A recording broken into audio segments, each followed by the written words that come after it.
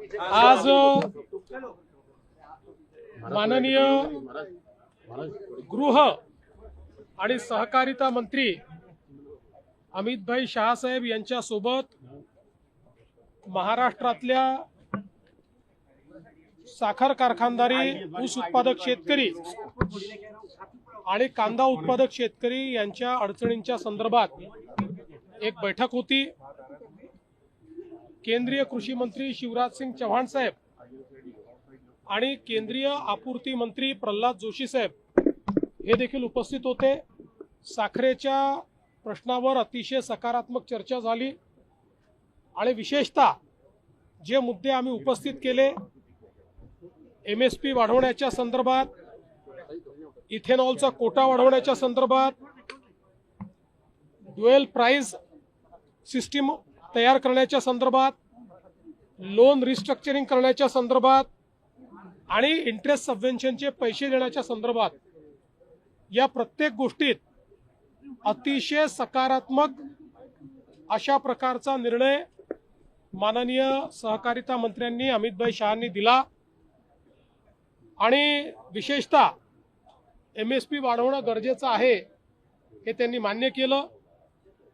इथेनॉलचा कोटा हा मोठ्या प्रमाणात वाढवण्याकरता 2 महिन्यात त्या संदर्भातला निर्णय करण्याचं त्यांनी मान्य केलं। इंटरेस्ट सबवेन्शनचे पैसे तात्काळ देण्याचं त्यांनी मान्य केलं।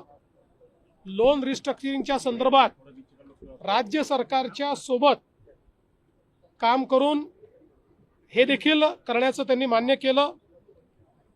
ड्युअल प्राइसिंगच्या संदर्भात एक त्यांनी प्रस्ताव मागितलेला आहे, जो आम्ही तयार केला आहे।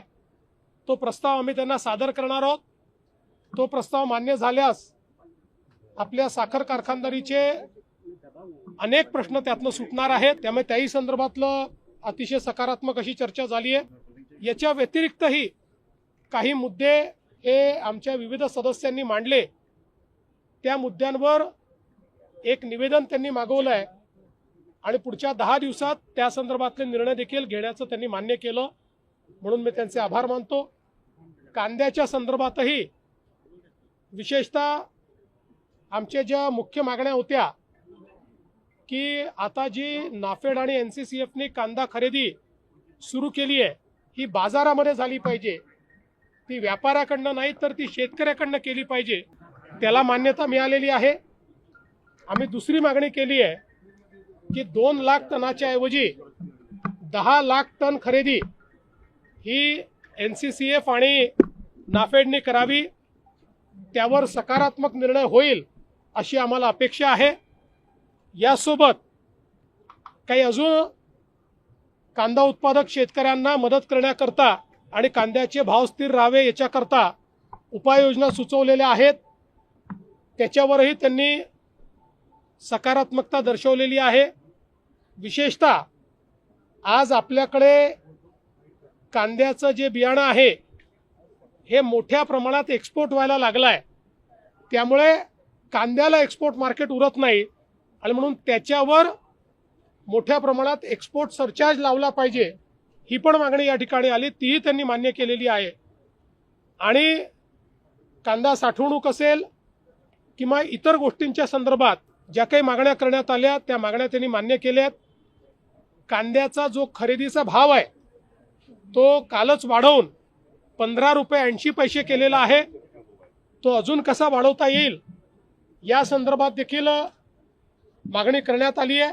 मला असं वाटतं की ही जी काही कांद्याच्या खरेदीच्या संदर्भातल्या अडचणी होत्या, ज्यामध्ये विशेषतः शेतकऱ्यांचं मागणं असतं की ग्रेडिंगमध्ये माल निकृष्ट दर्जाचा असं दाखवून खरेदी नाकारली जाते, त्याही संदर्भात शिवराज सिंग चौहान साहेबांनी सांगितलं की आम्ही मेकनायझेशन करू आणि यंत्रसामुग्रीच्या माध्यमातून ग्रेडिंग करू, ज्याच्यामुळे त्या ठिकाणी जे ग्रेडर्स आहेत किंवा अशा पद्धतीनं नाफेड किंवा NCCF मध्ये जाणीवपूर्वक माल निकृष्ट दर्जाचे असं सांगून जे नाकारलं जातं त्याच्यावरही नियंत्रण येईल आणि शेतकऱ्याला उचित अशा प्रकारचा त्या ठिकाणी न्याय मिळेल। मला असं वाटतं की या दोन्ही मुद्द्यांवर अतिशय सकारात्मक चर्चा झालेली आहे। तिसरी एक चर्चा शिवराज सिंग चौहान साहेबांची मी केली, त्यांना एक निवेदन देखील दिलं आहे. आपल्याकडे विशेषतः आंबा आणि हापूस आंबा याच्या संदर्भात जो प्रश्न निर्माण झालेला आहे, राज्य सरकार तर मदत करतच आहे, पण इन्शुरन्स कंपन्यांनी त्या ठिकाणी घातलेल्या काही ज्या अटी आहेत त्याच्यामध्ये बदल केला तर मोठ्या प्रमाणात आंबा उत्पादक शेतकऱ्याला मदत मिळू शकते. ते आम्ही त्यांच्या नजरेस आणून दिलेलं आहे. त्यावर इन्शुरन्स कंपनीची बैठक घेऊन त्यातनं मार्ग काढण्याचं त्यांनी आश्वासन दिलेलं आहे. त्यामुळे आंबा उत्पादक शेतकऱ्यालाही त्या ठिकाणी योग्य न्याय देण्याचा प्रयत्न आपण करतो. एकूणच बैठक अतिशय सकारात्मक झालेली आहे. माननीय सहकारिता आणि गृहमंत्री अमितभाई शाह यांनी या संपूर्ण विषयांना न्याय देण्याचा प्रयत्न केला आहे. कांद्याच्या निर्यातीवर कोणतीही बंदी नाही, ती घातल्यात येणार नाही आणि कुठल्याही एक्सपोर्टवर जे काही त्या ठिकाणी आपण सरचार्ज लावतो तोही लावण्यात येणार नाही याचं आश्वासन त्यांनी दिलं आहे. एनसीपीच्या वतीनं अर्थ खातं मागितलं जातं, एनसीपीच्या वतीनं अर्थ खातं मागितलं जातं. मला मागितलं की मी सांगेन. राष्ट्रवादीच्या बैठकीमध्ये त्यात नाराजी व्यक्त केली गेली सर. माझ्यापर्यंत आली तर मी त्याच्यावर योग्य उत्तर देईन. सर विधान परिषदेच्या जागांचा तिढा अजून सुटलेला नाहीये. तुमच्या अंतर्गत बैठकांनी साधारणतः काय चर्चा आहे? मी काल सांगितलं, पुन्हा सांगतो, उद्या पुन्हा विचारू नका. आमचं जवळपास ॲग्रीमेंट झालेलं आहे.